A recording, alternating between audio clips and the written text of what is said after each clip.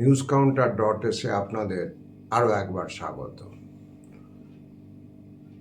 আপনাদের এটা খেয়াল থাকতে পারে যে আমি আমাদের এই চ্যানেল newscounter.এ একাধিকবার বলেছি যে বামফ্রন্ট এবং কংগ্রেসকে যদি জোট করতে হয় সেটা নির্বাচনের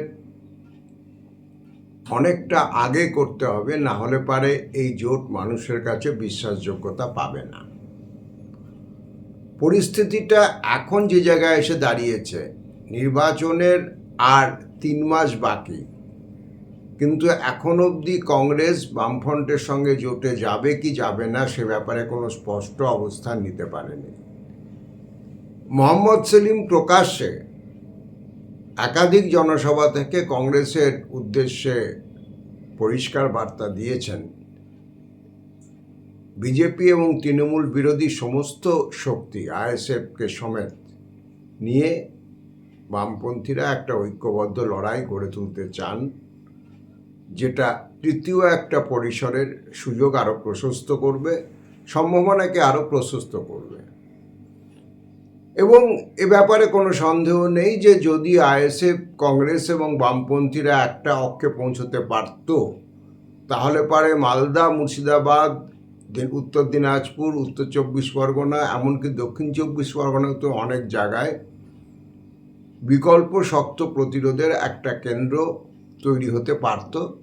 বিশেষ করে সংখ্যালঘুদের একটা বড় অংশ যারা তৃণমূল কংগ্রেসের উপর বিরক্ত এবং বিজেপিকেও কোনোভাবেই ভোট দেবেন না, তারা তাদের রাজনৈতিক সমর্থন জানানোর একটা বিকল্প জায়গা খুঁজে পেতে পারত।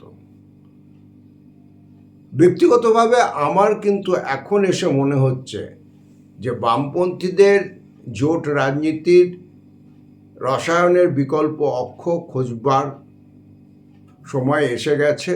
বিশেষ করে সামনের বিধানসভা নির্বাচনকে মাথায় রাখলে হাতে আর সময় নেই, এবং এই বিকল্প অক্ষ সেটা বৃহত্তর বাম শক্তি এবং আইএসএফকে নিয়েই খুঁজতে হবে। কারণ কংগ্রেসের এই দোদুল্যমানতা শেষ অবধি কোনো কার্যকরী ফলপ্রসূ কোনো বিষয় হবে বলে আমার আর ধারণা নেই। রাহুল গান্ধী বা কংগ্রেসের কেন্দ্রীয় নেতৃত্বে যেটা সমস্যা সেটা আমি বুঝতে পারছি, কারণ কেরলে নির্বাচন এবং রাহুল গান্ধীরা আশা করছেন যে এইবার কেরলে কংগ্রেসের নেতৃত্বাধীন ইউডিএফ ক্ষমতায় আসতে চলেছে। কংগ্রেসের দক্ষিণ ভারতে 2টি রাজ্য ইতিমধ্যে তারা ক্ষমতায় আছে, তেলেঙ্গানাতে আছে এবং কর্ণাটকে আছে, কমফোর্টেবল মেজরিটি নিয়ে আছে।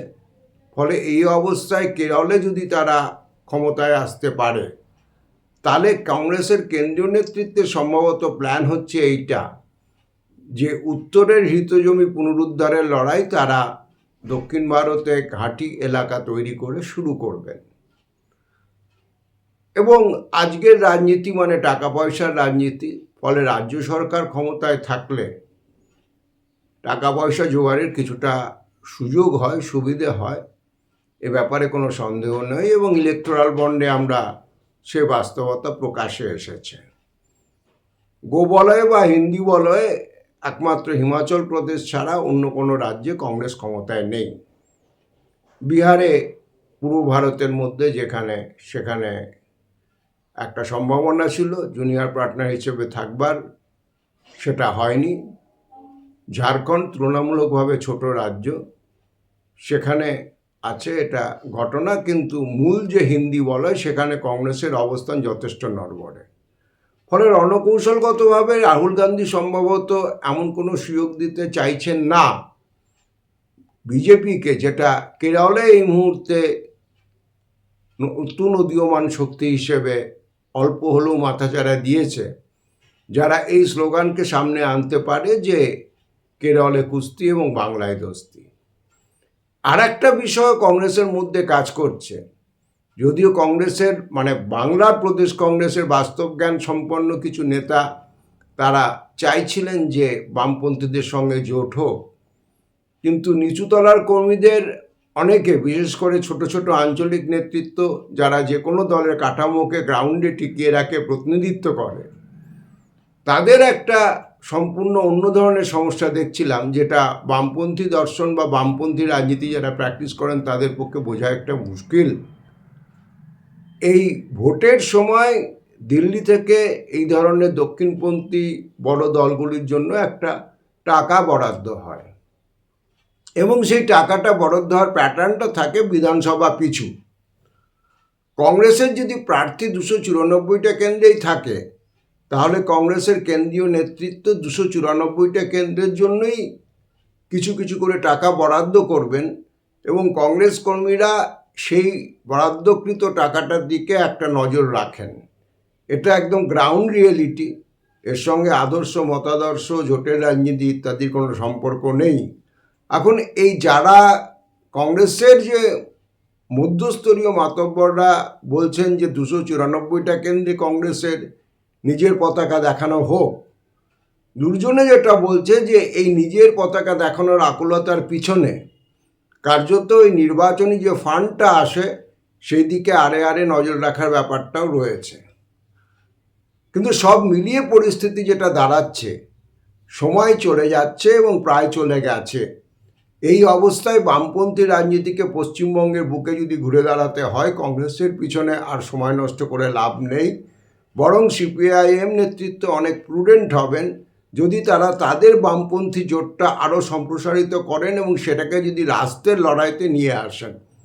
কারণ সিপিআইএম নেতৃত্ব ইতিমধ্যেই একাধিক বামপন্থী সংগঠনের সঙ্গে, সেটা লিবারেশন থেকে এসইউসি, যাদের সঙ্গে কোনো স্থায়ী নির্বাচনী জোট নেই, এসইউসির সঙ্গে তো কোনো জোটই নেই ভোটে এই মুহূর্তে, তারা কিন্তু একাধিক লড়াইতে, বিশেষ করে সাম্প্রতিক সংকট বিরোধী লড়াই, যেটা সাধারণ মানুষের, শ্রমজীবী মানুষের স্বার্থের সম্পূর্ণ উল্টো দিকে দাঁড়িয়ে আছে।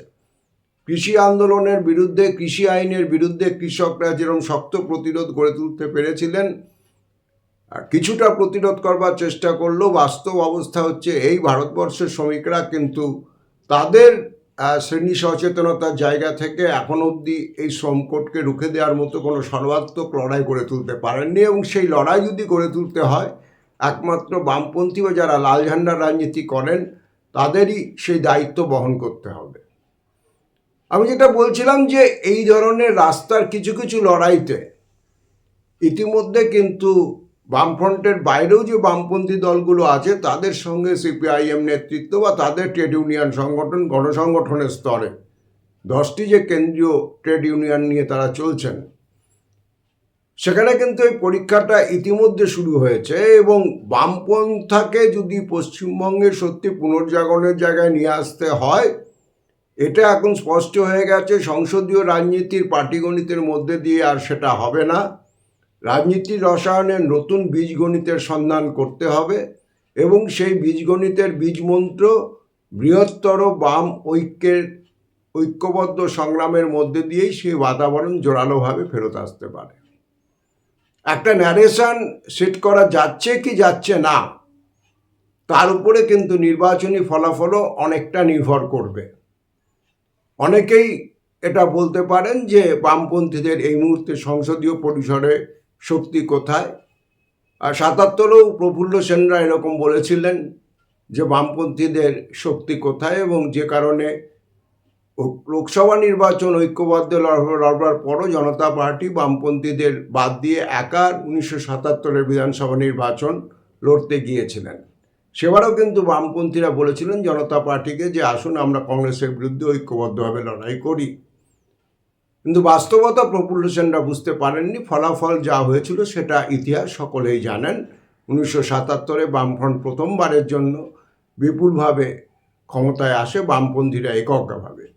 তার আগের যে দুটি নির্বাচনে বামপন্থীরা ক্ষমতার অংশীদার হতে পেরেছিলেন, সেখানে তারা যুক্তফ্রন্ট, কংগ্রেসের ভেঙে একটা অংশের সঙ্গে যোগ দিয়ে তারা জিতেছিলেন। তো বর্তমান প্রেক্ষিতে ফেরত আসলে এখানে পরিস্থিতি আরও কঠিন, কারণ তখন বিজেপি বা আরএসএস এই শক্তিটার অভ্যুদয় হয়নি। এখন যে নতুন বাস্তবতা, নতুন পরিস্থিতি সামনে এসেছে, সেখানে বিকল্প রাজনীতির পরিসর গড়ে তুলতে গেলে, লাল ঝান্ডাকে ফেরত আনতে গেলে আমার নিজের ধারণা যে তাদের বৃহত্তর বাম ঐক্যের পথে সিপিআইএম নেতৃত্বকে হাঁটতে হবে। বিশেষ করে যখন এমন একটা পরিস্থিতি আমার কাছে নির্দিষ্ট খবর আসছে যে বামফ্রন্ট বহির্ভূত বামপন্থী বিভিন্ন শক্তি তারাও ঐক্যবদ্ধভাবে তৃণমূল এবং বিজেপির বিরুদ্ধে একটা বৃহৎ মোর্চা করে রাস্তার লড়াইতে নামতে চলেছেন খুব দ্রুত। সেক্ষেত্রে পরিস্থিতি একটা নির্দিষ্ট ম্যাচুরিটির দিকে এগোচ্ছে। সিপিআইএম নেতৃত্বর সামনে সিদ্ধান্ত নেওয়ার সময় এসে গেছে যে তারা কংগ্রেসের পিছনে আর সময় নষ্ট করবেন, অথবা সমস্ত বামপন্থী শক্তিকে ঐক্যবদ্ধ করে লড়বার চেষ্টা করবেন। তবে সেটা করতে গেলে বামপন্থা, বিশেষ করে সিপিআইএম নেতৃত্ব বড় দলকে কিছুটা বাড়তি দায়িত্বশীলতার পরিচয় দিতে হবে। 15 বছর আগে সিঙ্গুর নন্দীগ্রামের সময়ে কোন বামপন্থী শক্তি তাদের বিরোধী অবস্থানে ছিলেন সেটা আঁকড়ে ধরে পড়ে থাকলে চলবে না। এটাতে যদি কোনো বামপন্থী কর্মী সমর্থকের মনে হয় যে এটা আবার কেমন কথা, কেন আমরা সেগুলো ভুলে যাব যে কারা আমাদের সঙ্গে সেদিন সাথ দেয়নি, তাহলে তাদেরকে আমি অত্যন্ত বিনয়ের সঙ্গে মনে করিয়ে দেব, আপনারা কিন্তু তৃণমূল এবং কংগ্রেসের বিরোধী রাজনৈতিক অবস্থান নেওয়ার প্রয়োজনে, তৃণমূল এবং বিজেপি বিরোধী রাজনীতির প্রয়োজনে কংগ্রেসের সঙ্গে আপনারা সরাসরি নির্বাচনী জোটে গিয়েছেন, যে কংগ্রেসের হাত কিন্তু আপনাদের হিসেব অনুযায়ী 1100 কমরেডের হাতে রাঙানো, রক্তে রাঙানো। সুতরাং এইটা যেখানে বাস্তব পরিস্থিতি, সেটা বল কার্যত যে মুহূর্তে শুভঙ্কর সরকার বলে দিয়েছেন মোহাম্মদ সেলিমের আহ্বানের পরও যে আমাদের ব্যাপারটা আমরা বুঝে নেব, আমাদের দলের ব্যাপারে আপনার নাক গলানোর দরকার নেই, সে মুহূর্তে কল নেওয়ার দায়িত্ব কিন্তু বড় বাম দল হিসেবে সিপিআইএম নেতৃত্বের সামনে কোর্টে চলে এসেছে। আমার ধারণা যে আগামী দিন 15-র মধ্যে ছবিটা আরও স্পষ্ট হবে। আমার যেটুকু এখন পর্যন্ত অনুধাবন সেটা আমি আপনাদের সঙ্গে শেয়ার করলাম। আমাদের এই বক্তব্যের সঙ্গে আপনি একমত হতে পারেন, ভিন্নমত হতে পারেন। আপনার মতামত আমাদের কমেন্ট বক্স খোলা থাকে, সেখানে অবশ্যই রাখতে পারেন। দেখা হবে আমাদের thenewscounter.s এর পরবর্তী এপিসোডে। সকলে খুব ভালো থাকবেন।